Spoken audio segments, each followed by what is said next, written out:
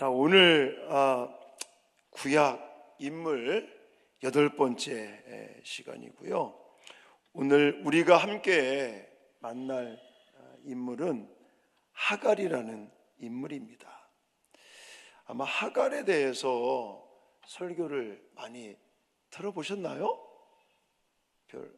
저는 많이 못 들어봤어요. 그래서 제가 일부러 더 하갈에 대해서 설교를 좀 해야겠다 이런 마음을 먹고 준비를 했고요. 왜 그런 거 아니면 하갈은 그렇게 드러나 있는 사람이 아닙니다. 왕도 아니고요. 하갈은 믿음의 조상도 아니었습니다. 하갈은 선택받은 민족도 아니었습니다. 쉽게 말하면 이방 사람이었죠. 그리고 단지 여종이었어요. 여종. 애굽 나라 사람이었고 이 사라의 몸종 여종이었단 말입니다. 그 시대에 여종이라는 그 인물은요, 그냥 소유물 중에 하나 이 정도밖에 안 되는 겁니다. 자기 스스로가 무언가를 선택할 수 있는 소지도 별로 없습니다. 그러니까 오늘 이 사건도 가만히 보면 나중에 좀 제가 얘기를 하겠지만 자기가 원해서 한 게 아니었거든요. 근데 그것 때문에 어려움을 당합니다. 자, 오늘날로 말하면 아무런 권리가 없는 사람인 거예요. 예를 들어 직장에 갔는데 무시당하는 사람, 쉽게 말하면 교회에서 열심히 막 봉사했는데 아무도 그냥 안 알아주는 사람, 이렇게도 표현할 수 있겠습니다. 굉장히 외롭고 억울한 사람이다 라고도 말할 수 있습니다. 그런데 놀라운 사실이 있어요.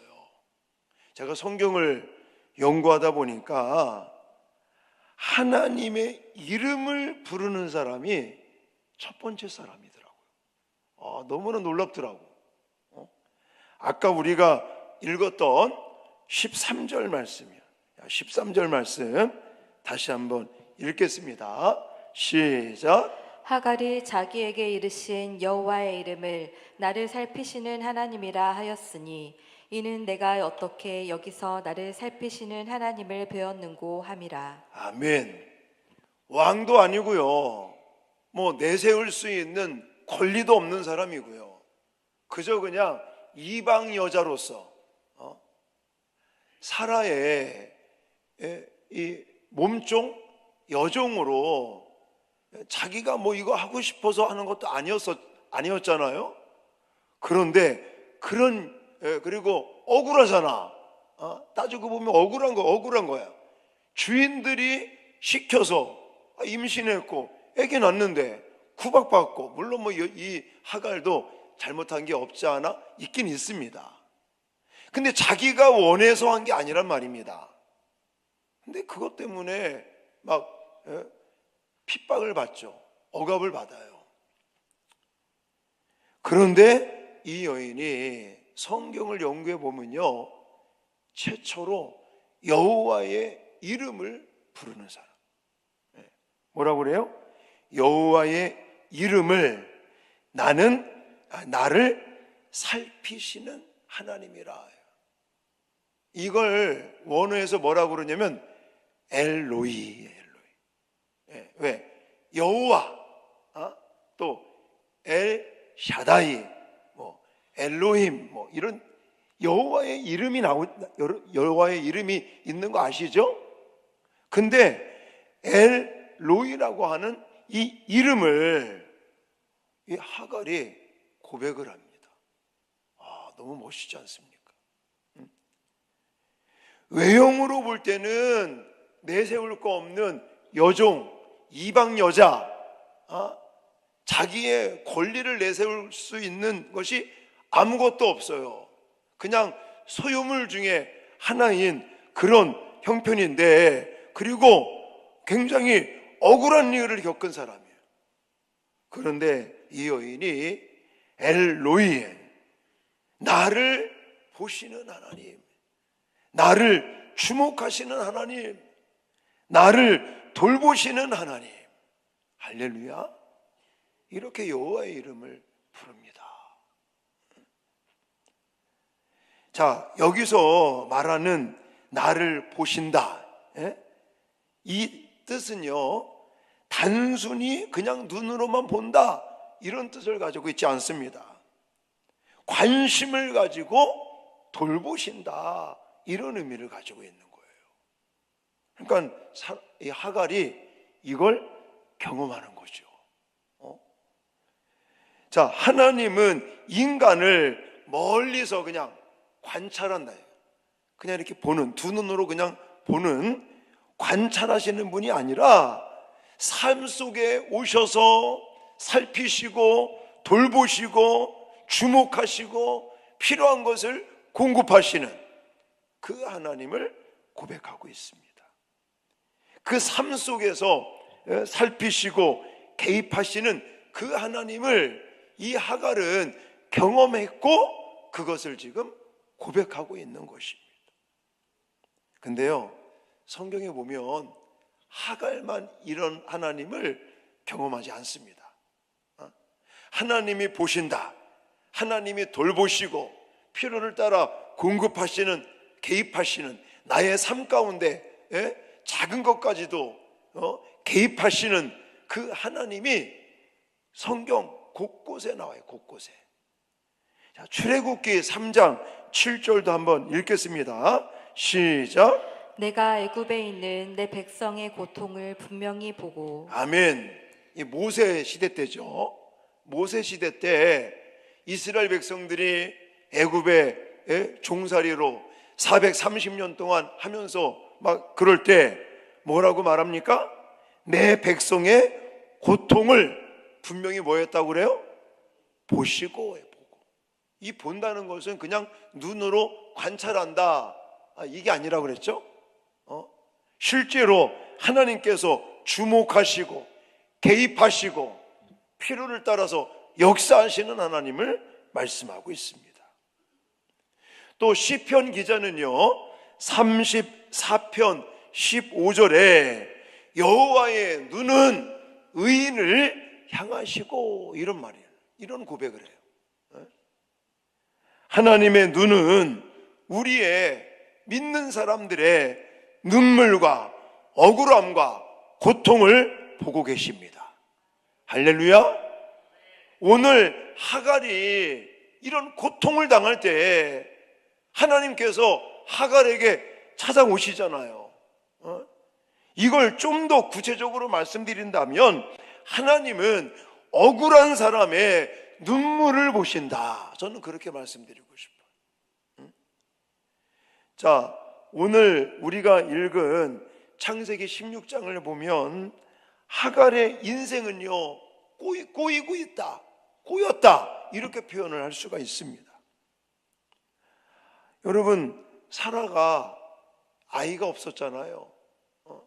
근데 하나님은 아이를 준다고 그러고, 그래서 지난번에 설교했지만 인간적인 방법을 동원해 가지고 생각해낸 게 뭐예요? 하갈을 남편에게 준 거예요. 그래서 하갈을 통해서 아이를 낳는 것이 하나님 방법인가 보다. 자, 이 일이 하갈의 선택이 들어 있습니까? 안 들어 있는 거예요. 아까도 얘기했지만 하갈은 권리가 없어요. 나 싫어요, 나 못하겠어요, 이런 말도 못해. 내가 할게요, 이런 말도 못하고요. 그저 그냥 주인 되는 사라, 아브라함, 그 사람들에 의해서 이용당했다라고도 말할 수 있지 않겠습니까? 자기의 의사가 하나도 안 들어가 있어요. 사실 그렇잖아요. 내가 정식으로 사랑하는 남자와 결혼해서 그래서 부부관계 속에 아이를 낳는 게 그게 아름다운 거지. 결혼도 안 했고 그냥 주인의 어떤 남편의 씨바지로 들어가는 거잖아요. 고통 속에, 억울함 속에 자기의 의사가 하나도 존중받지 못합니다. 근데 이 일 때문에 결국은 문제가 생겨요. 사라는 하갈을 미워하게 됩니다. 또 하갈도 화나겠지. 자기도 막 어쨌든 자기 의사가 반영된 것도 아니지. 또 주인은 사라는 또 자기를 막 학대하지, 무시하지, 막 공격하지, 미워하지. 그러니까 서로의 갈등이 폭발하는 거겠죠. 그리고 결국 사라는 하갈을 어떻게 했다고 그래요? 성경에 보니까 학대했다 그래요. 학대. 자, 16장 6절입니다. 6절 같이 읽겠습니다. 시작. 아브람이 사라에게 이르되 당신의 여종은 당신의 수중에 있으니 당신의 눈에 좋을 대로 그에게 행하라 하매 사레가 하갈을 학대하였더니 하갈이 사레 앞에서 도망하였더라. 아멘. 여기 보시면 사레가 하갈을 뭐였다고요? 학대하였더니. 학대. 이 학대라는 히브리어 원어를 살펴보니까 압제했다, 압제하다 이런데. 그러면서 뭐라고 설명하냐면 괴롭혔다, 폭력을 일삼았다, 심하게 대우했다 이렇게 사전에 표현하고 있더라고요. 그냥 야단치거나 뭐 그냥 좀 마음으로 뭐 미워하거나 이 정도가 아니라는 거예요. 압제한 거, 압제. 막 구타도 폭력적인 것도 있을 수도 있었고 또 괴롭힘, 뭐 심하게 이렇게 하는 것을 학대했다, 압제하다라는 뜻을 가지고 있더라고요. 뭐 성경에는 구체적으로 나와 있지 아니하고 학대하였더니 라고 표현하고 있는데 이 원어의 뜻을 사전을 통해서 보면 분명히 사라가 어떻게 한 것 같아요. 자, 그래서 하갈은 뭘 선택합니까? 아예 도망쳐버리자. 어디로 도망을 합니까? 광야로 도망을 했어. 여러분, 광야를 생각해 보라고요. 광야가 어떤 곳입니까? 길도 없습니다. 물도 없습니다. 미래도 없습니다. 그런데 그 광야에서 놀라운 일이 벌어진다는 거예요. 어떤 일이 벌어집니까? 하나님께서 찾아오십니다. 할렐루야. 이게 중요한 거죠, 이게. 자, 7절, 8절 같이 읽겠습니다. 시작. 여호와의 사자가 광야의 샘물 곁 곧 술길 샘 곁에서 그를 만나 이르되 사라의 여종 하갈아 내가 어디서 왔으며 어디로 가느냐 그가 이르되 나는 내 여주인 사레를 피하여 도망하나이다. 아멘.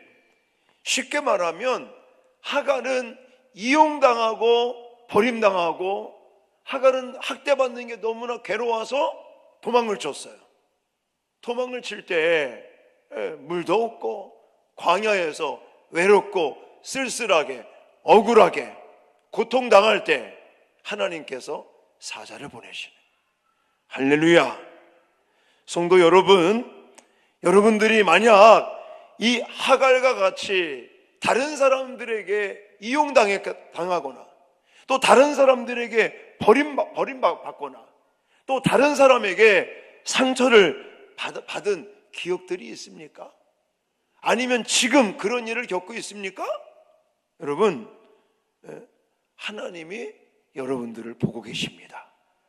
내가 광야와 같은 그런 상황에 놓일지라도 사람들은 나를 버릴지라도 사람들은 나를 이용했다가 그냥 내던져 버려도 하나님은 우리를 보고 계시고 하나님은 나를 찾아오시고 내가 광야에서 물도 없는 극한 상황 속에 하나님은 나를 보고 계시고 찾아오고 계시고 그에게 하나님께서 은혜를 예비하고 계심을 믿으시기 바랍니다. 시편 56편 8절에도 이럽니다.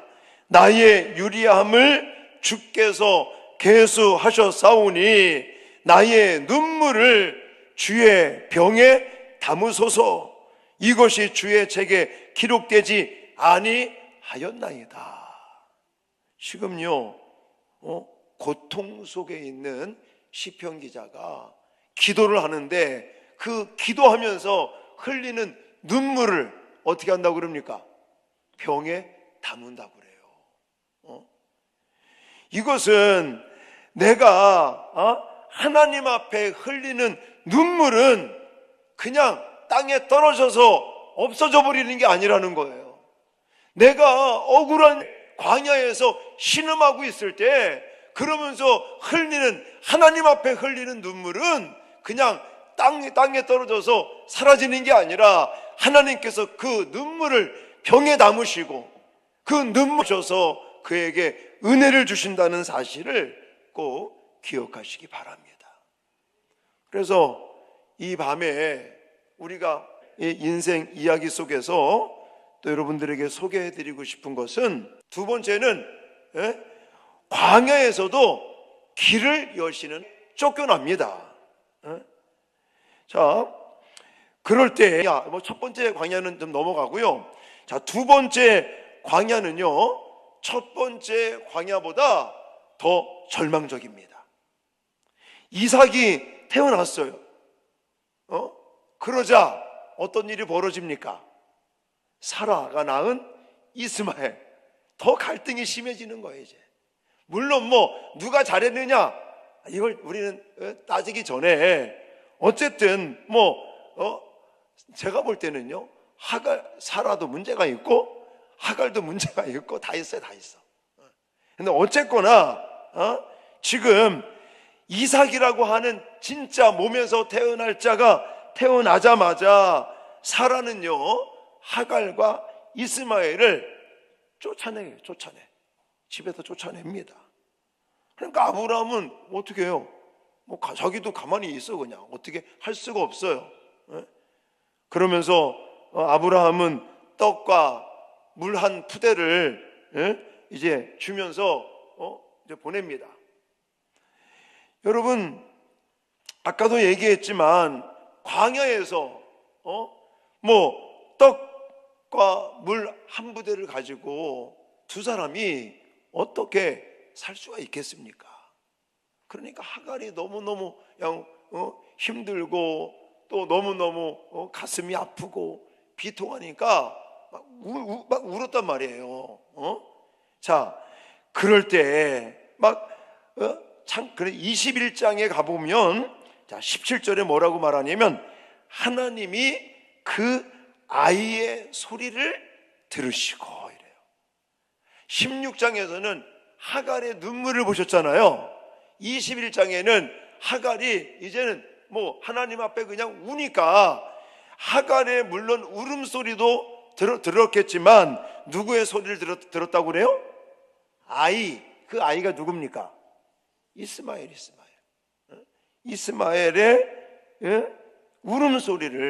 소리를 들은 거죠. 그러면서 하나님이 뭐라고 말씀하시는지 아십니까?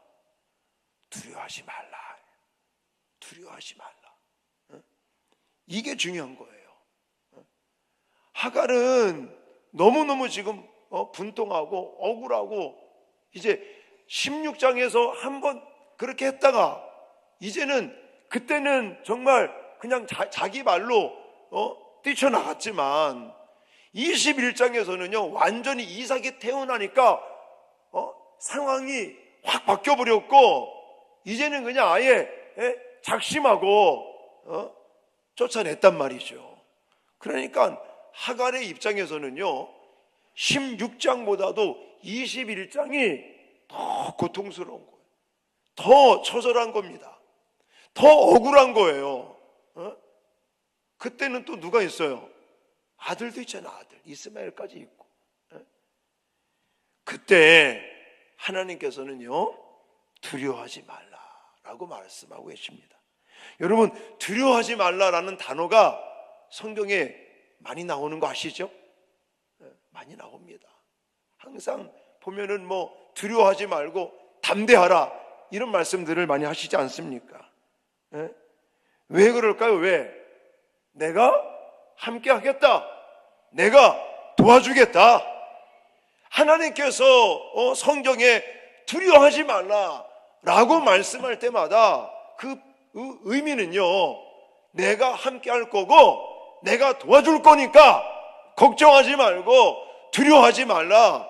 광야에 있을지라도 내가 길을 열겠다. 할렐루야. 이 말씀을 하고 계시는 거라고요. 자, 그러면서 마지막 전 장면에 우리가 뭐 이걸 읽진 않았지만 하나님은요, 보이지 않던 우물을 열어주시는 걸 볼 수가 있습니다. 저는 이것이 너무 감동적이더라고요. 자, 21장 19절입니다. 한번 이거 뭐 PPT에 보시면서, 자, 21장 19절에 읽겠습니다. 시작. 하나님이 하갈의 눈을 밝히셨으므로 샘물을 보고. 아멘. 놀라운 이 사실은요, 우물이 없던 게 짠 하고 하나님이 만드셨다는 말이 아닙니다. 광야에서 너무너무 힘들고 어렵고 고통스럽고 분통하고 막 억울하고 막 이런 상황이니까 우물이 옆에 있는데 그 우물이 안 보이는 거예요. 안 보이는 거. 근데 하나님께서 찾아오셔서 이 하갈의 눈을 밝히신 거죠. 그래서 하나님이 하갈의 눈을 밝히셨으므로 뭐가 보여요? 샘물이 보이는 거, 우물이 보이는 거예요.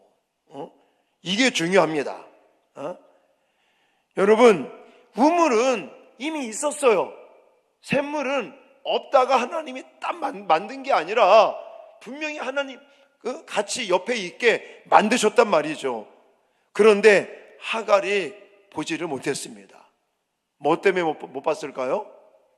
너무너무 화가 나니까, 너무너무 원통하고 억울하고 이용당하고 결국은 이렇게 쫓겨나는, 나만 고통당하는 게 아니라 내 아들까지 지금 이 고통 속에 저 우는 아이, 그걸 보면서 열받고 안 보이는 거예요. 옆에 있어도. 저는 우리 인생이 똑같다고 생각을 합니다. 우리도 그렇잖아요. 내 잘못도 아닌데 내가 어려움 당하고 고통 당하고 막 이용 당하고 이래 버리면 막 열받아 가지고 하나님은 내게 은혜를 주셨음에도 불구하고 우리는 그걸 못 보는 거예요. 하나님은 이미 준비하셨고 또 도와주고 계시는데 내가 이 감정, 억울한 감정, 분통한 감정, 이용당한 거에 대한 그런 분한 마음, 이런 감정들이 막 앞서버리면 우리는 하나님의 은혜를 보지를 못해요. 자, 그렇지만 다행스러운 것은 이런 하갈의 영적인 눈을 뜨게 하시는 거예요. 눈을 뜨게 하시고 또 그 눈을 떠서 샘물을 보게 하시는 이런 하나님의 은혜가 있었다는 사실을 저와 여러분들이 꼭 기억해야 될 줄 믿습니다. 자, 지금까지 제가 설명드렸던 이 하갈의 이야기를 들으면서 어떠십니까? 하나님이 눈을 열어주셔.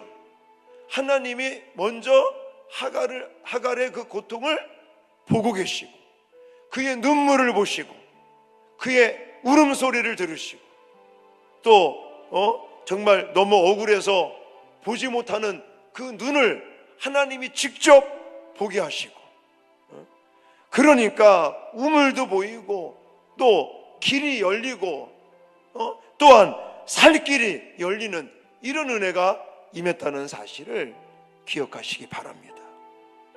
사랑하는 성도 여러분, 오늘 이 금요 기도회에 오신 이유가 무엇입니까? 혹시 여러분들 가운데 하갈과 같이 이용당한 사람이 있습니까? 고통당하고 억울하고 이 하갈이 지금 광야에 있는 것처럼 나도 지금 광야에 있다고 느껴지는 분들이 계십니까? 어쩌면 그런 분들에게 오늘 하나님이 찾아오시는 줄 믿으시기 바랍니다. 여러분들이 흘리는 눈물을 보시고 그 눈물을 닦아주시고, 눈물만 닦아주시는 것이 아니라 여러분의 그 눈물을 간증의 그런 눈물로, 슬픔의 눈물을 간증의 눈물로 바꿔주실 것을 믿습니다. 하갈에게 역사하셨던 그 하나님이 오늘날 저와 여러분들에게도 역사하실 것을 꼭 믿으시기 바랍니다. 오늘도 그것을 확신하면서 이 시간 함께 찬양 부르고 기도하는 시간들을 갖겠습니다.